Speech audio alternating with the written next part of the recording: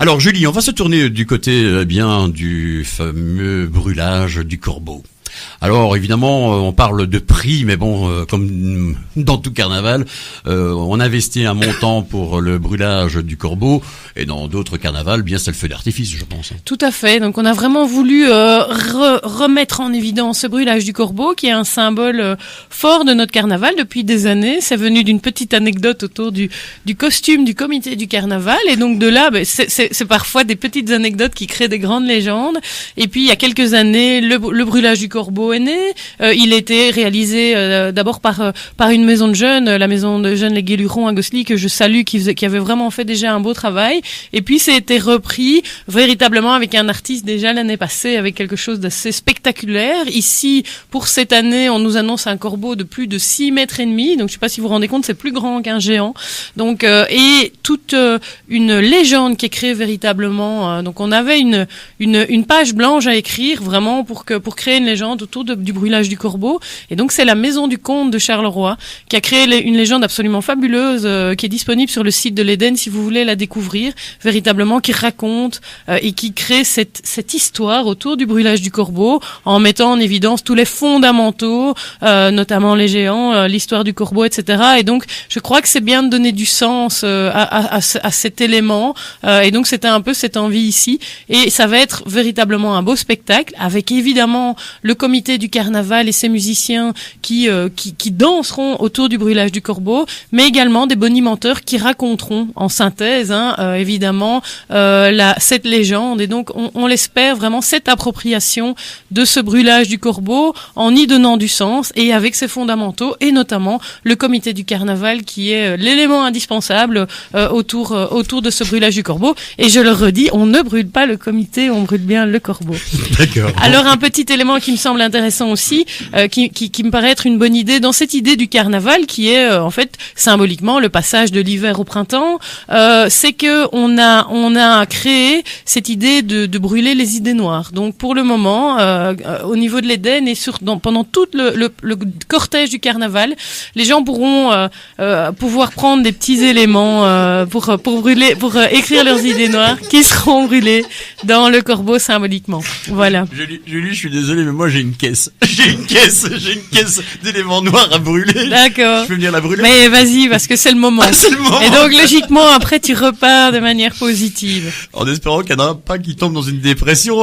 Bon, d'accord. Donc, le but est de brûler carrément toutes les idées noires. Tout à fait. D'accord. Mais rien que le fait de les écrire, c'est déjà un exutoire. Et donc, en plus, quand elles seront brûlées, tu verras que tout ira vers beaucoup mieux. Alors, la question que j'ai posée tout à l'heure à Serge Beguin pour le carnaval, ça se passe comment pour les Jevines? Julie Pat, elle se lève à quelle heure le jour du carnaval? Alors, je commence, en général, je vais chez mon collègue Luc Parmentier, chez lequel je suis invitée pour le... Aïe.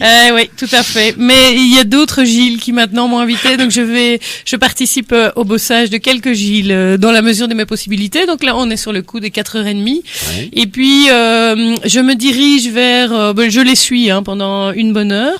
Et puis, j'ai le grand plaisir de participer à un petit verre que met notre ami Daniel Falise, qui est président du comité du carnaval.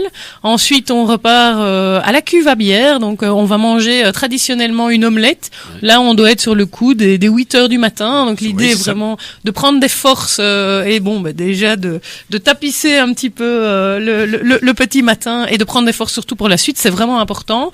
Et puis, on enchaîne à 10h30 avec la remise des médailles. Donc, c'est une belle cérémonie à l'hôtel de ville où on met en évidence la participation des uns et des autres, des sociétés de Gilles, du comité du carnaval, des Climbiens. On aura des anniversaires en plus cette année à célébrer, les récalcitrants, les Climbiens et les Gilles de la jeunesse commerçante.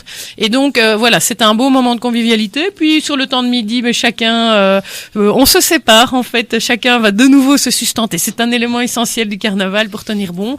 Et aux alentours de 15h, on se retrouve pour le départ à 15h30 précise du cortège.